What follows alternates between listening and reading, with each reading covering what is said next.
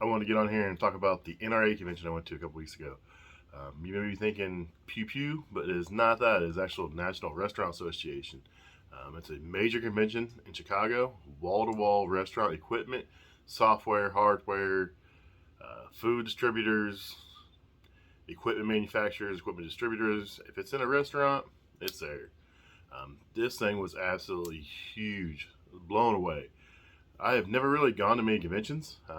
This year I went to AHR in Vegas and was blown away, and the same happened here at the NRA convention. Um, it's all inspiring, just the amount of people there, the equipment, the new innovations that are displayed. So if you get a chance to ever go, check it out. So what I do, I'm an equipment repair guy. I fix anything in the kitchen. Some things not even in the kitchen. Just depends on the customer. So I started a podcast. I started some other things trying to promote the trade, food service repair industry. And they thought it was a good idea to send me up there, check it out, maybe network, meet some people. So that's what I did. So I got up Friday morning, bright and early, headed up from Chicago. I live northeast of Indianapolis, so it's depending on traffic, 3.5, 4.5 hour drive. Just depends on traffic. So I headed up there.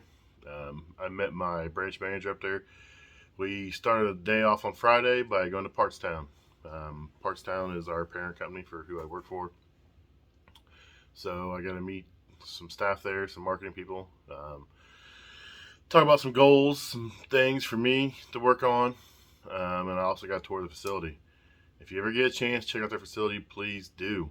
It is huge, and it is amazing how things work there. I'm not just saying it because I'm an employee, but I've seen the videos of some of the stuff, and it really doesn't do it justice. Between the incoming and outgoing sides of everything they have there, the conveyor systems, not to mention the robots. The robots are pretty cool. 100 of these little robots, and there's bins stacked. I forget how high, how deep. It's a maze. These robots just go around and they just move bins all the time. They're moving bins, they're picking parts, they take them over to the end, they drop them down.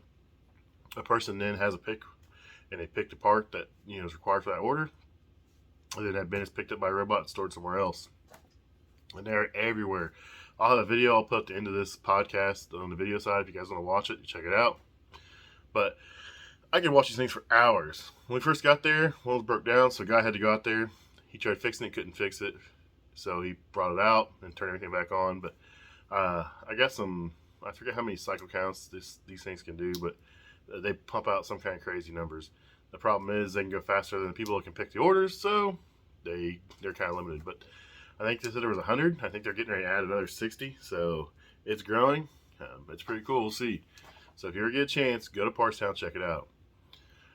A lot of the other things there I liked. I think, to be honest, Partstown kind of gets a bad name because they're so big and everyone thinks they're a monopoly and they're taking over the world in our industry. But they're really doing good things. Partstown has a pretty cool culture. They're really focused on their employees. So, like walking the floor, there's actually coolers out there with beverages. There's snacks for the employees. Take care of them. They have a cafeteria. They have a full gym for their employees so they can work out on site. They have a game room, ping pong tables, and all kinds of stuff in there. It's an amazing facility. They take care of their employees. Employees come first, and then I don't know what more to say.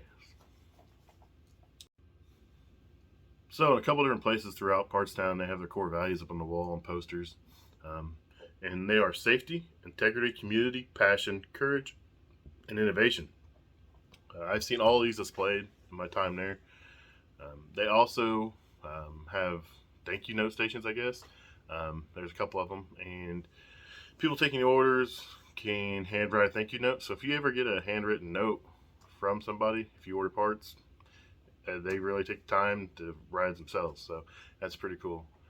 They have a timeline wall, and that's in my video where you can see where they started, how they've grown, when they've acquired other companies, service companies, parts suppliers, that kind of stuff. That's pretty cool. They got some pretty neat things coming up in the future, so stay tuned as far as that goes. What else? I was able to see how they do the part spin thing. That was pretty cool. They have a little section out in the warehouse, and they put the parts in this little, it's in a machine, I guess, and the cameras just spin and take tons of pictures, and then the computer just pieces it all together, and then you have part spin. So they were actually working on it. Was there. It's a pretty slow process, so I didn't hang around and watch it too long, but I got a little bit of it. Like I said, a lot of this stuff's going to be in the end. I had all kinds of footage from the show, from Partstown, from being out in the city, and a bunch of it got corrupted. So I tried taking everything from my phone and putting it on a solid state drive, and apparently I lost a lot of stuff. So I gotta get that figured out moving forward. But you know, it is what it is when you deal with electronics. So once I was done at Partstown touring, checking out the facilities, having meetings and stuff, we went and ate lunch at Portillo's in Chicago. We got to eat Portillo's, I guess. Went downtown to the hotel, checked in, got parked, got settled in. Relaxed for a little bit. Had a couple of mixers to attend. So the first off was the Cefesa mixer. As you know, I'm a Cefesa certified technician, master certified technician. I also train entry level or basic refrigeration for Cefesa as well, and we are a Cefesa certified company. So we got ready. We all loaded up and headed over there. I got to talk to all the people from Cefesa, discuss upcoming training classes, and just catch up with everybody. A pretty good crew. They're all pretty good friends of mine. Then I started meeting people from the industry I've never met. A lot of them I know from online. A lot of them I didn't know at all. And it was pretty cool. We got to meet Rich Maliki, a couple other people. It was a blast. Just had a couple drinks, just walking around talking, networking, mingling. I was blown away at the pure amount of people that knew my name, knew who I was, and I had no idea who they were. My theme for the weekend, anytime I talk to somebody, I just say, I don't know how I ended up here. And it was the truth. I had no idea how I got there. I mean, just a series of events that kind of led to me being there. We went to the Partstown event. It was a party / retirement party. It was pretty cool. Huge event, tons of people. Just walking around, networking, discussing things with people. It was pretty cool. I was out pretty late, considering I got up at like 3 in the morning, drive to Chicago, beat traffic. So I had a good time. See a lot of good people. Caught a lot of people I used to work with, people I've never met before, industry people from other companies, manufacturers. It was an absolute blast. I was taken back at the pure amount of people that knew me. Like I said earlier, it was crazy. So that wraps up my Friday night. Took an Uber back to the hotel. Got up Saturday morning, and it was time to go to the event. Met some of the group down at breakfast, and we loaded up on the trolleys and headed over to the event center.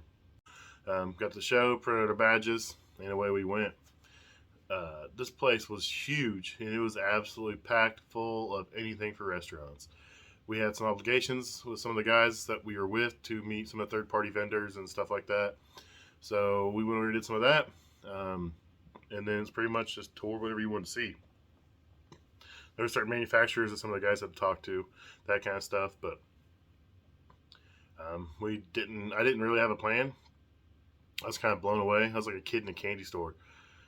So many pieces of new equipment I've never seen before or have worked on, or people were launching new equipment.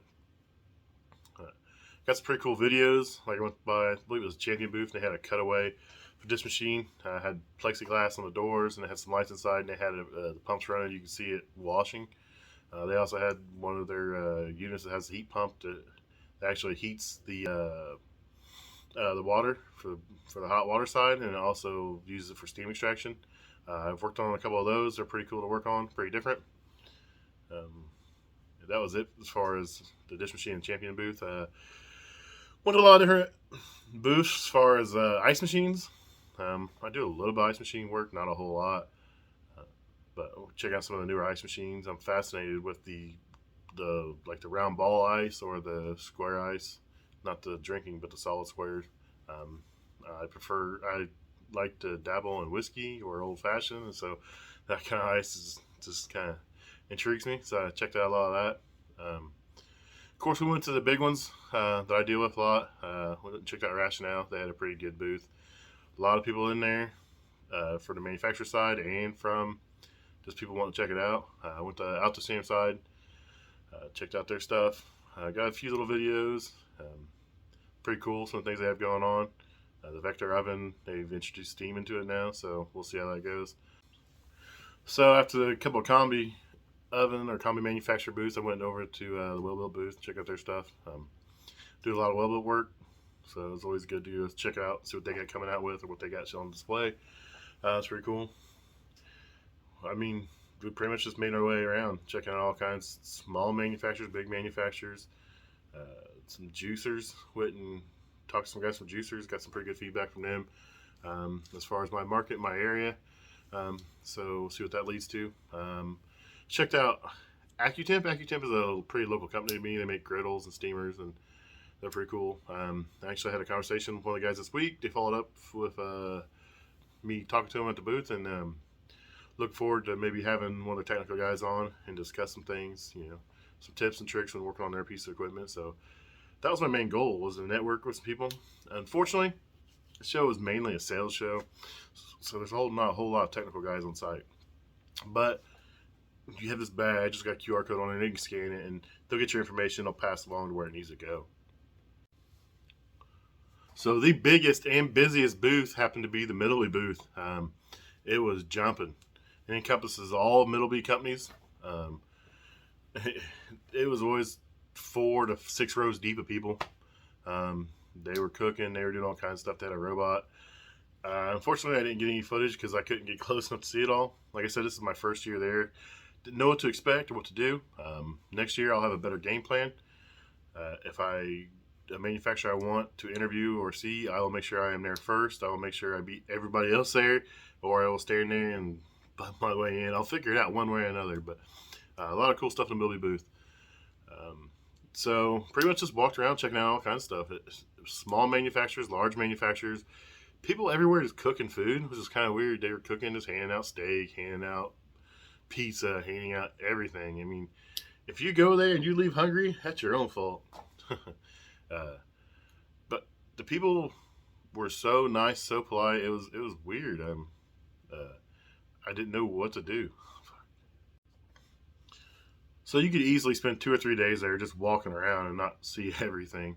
I was kind of blown away by the sheer size, and I'll say that over and over again. I mean, I've never been to really conventions like this. This is only the second time. I went to AHR back in January, February, and so this stuff's all new to me. There's everything there, from equipment manufacturers to dealer rep groups to service providers, third-party vendors that set up service, food distributors, food manufacturers.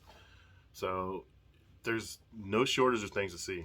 If you get a chance, go check it out, but make sure you have a couple days. I kind of messed myself up because I didn't take my sleep machine, so by the time Sunday rolled around, I couldn't do it. I didn't have a voice. I was beat up, tired. So I chose to pack up and go home early on Sunday. It really sucked. It kind of sucked some of the fun out of my trip, but I made a mistake and it happens. So I live and learn, I guess. With all that being said, if you can get to the show, go. It's a yearly show. I believe it's in Chicago every year. If you're going to go, make sure you're wearing comfortable shoes. Make sure you go with a game plan. If you just want to see the whole entire show, you better give yourself 3 days. If you're going just to meet with a couple people, a couple of groups or whatever, you can probably do it in a day. I was supposed to go 2 days, but unfortunately I got sick and had to come home. So I missed out on Sunday, but it's a blast. So today we'll do a little tech tip. I'm going to try to incorporate these into the episodes from now on. So today let's talk about calibrating a convection oven. Had a customer this week. I don't do it very often, but I had to change some door switches on his oven, and he said it was 50 degrees out. He said he set it for 350, it was tweaking 300. Set it 400, tweaking 350. So I went ahead and checked it out. So convection ovens are pretty easy because they're a lot faster than a standard oven. This one had a digital control, so it had a board and it had a temp probe. It didn't have a mechanical thermostat, so it's pretty easy, pretty fast to calibrate. So I like to take my temp probe and I'll hang it in the very center of the cavity, or as close to center as I can get. I will turn the oven on and I will let it cycle 3 times. You want to let it cycle 3 times so it becomes even, the heat becomes evenly distributed, and that way you get a good idea of what's going on inside the oven. Once the oven is cycled 3 times, you know it's heated up and saturated well and heated evenly. Then I like to compare the readout of my digital temperature probe to the set point of the oven. In this case, I had my oven set at 350, and I was reading about 325, 327. So I dropped down the front control board on this oven, and there's a board of a potentiometer. Now remember, I have a digital temp control on this unit, and I can go over mechanical controls if you'd like later on. But on this digital temp controller, there's a board of a potentiometer. I adjust the potentiometer until the oven kicks on, and I stop. And I let the oven cycle and see where it gets to. And I do that multiple times until I get the temperature of the oven set point to match my temperature on my display on my thermometer. And it may take a few times, but it's pretty easy. They cycle pretty fast being a convection oven. And once I'm pretty satisfied where it's kicking on and off at, I'm good to go. So in this case, I got it to where it would cycle off at 354 and back on at 347. So that's close enough for 350 for me. You're not going to get much closer than that on any manufacturer. So once that was done, I buttoned the unit up, put everything back together, and restored it back to operation for the customer. Now, on non-digital displays like mechanical controls, they're a little different. So on a mechanical control, it's a little different. Same process. Probe still goes in the middle of the oven, still let it cycle 3 times. Once it's cycled 3 times, you compare your readout to what the knob is. So let's say I set 350, my readout's 300 degrees. I will pull that knob off. You want to leave it set at 350. Inside the center of that knob, there's a little bitty set screw. It's probably covered up by some nail polish or something else. So take your little precision screwdriver, dig that nail polish out of there so you can turn that screw.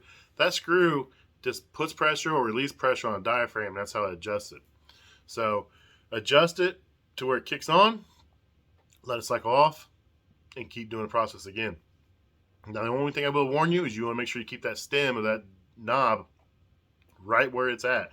So if it moves, it's changing your set point. So a lot of times I will turn my screw, put my knob back on there, and see where it's, make sure it's set to 350. You want to stay at 350, and you just want to adjust that that center little set screw in there. When I'm calibrating a thermostat, I try to ask the customer what they cook at, so that way it's calibrated to, say, if they always cook at 350, I will set to 350. That way, that's their optimum cooking temperature, and we're always dealing with that. So it's not a hard process. It can be tedious, but it's not hard at all. So on your non-convection ovens, it's the same process. It's going to take a lot longer because you don't have that fan in there to move that heat around. So it takes a lot longer for that oven to heat up, but it's still the same process. You're just going to be there a lot longer. So make sure your customer's aware that, hey, I can calibrate this, but it's going to take X amount of time, and go from there. Now, I will tell you, if it's more than 50 degrees, I'm not going to calibrate it because it's way too far out of adjustment. Some guys will go up to 100. In my past, 50 is about the max I feel comfortable with, because after that, there's some other underlying conditions that may be causing issues. On the mechanical ones, which is maybe time to change it. On the digital ones, it could be just a bad probe. It just depends on the unit. So 50 degrees is about as most I would calibrate anything. Oven and fryer.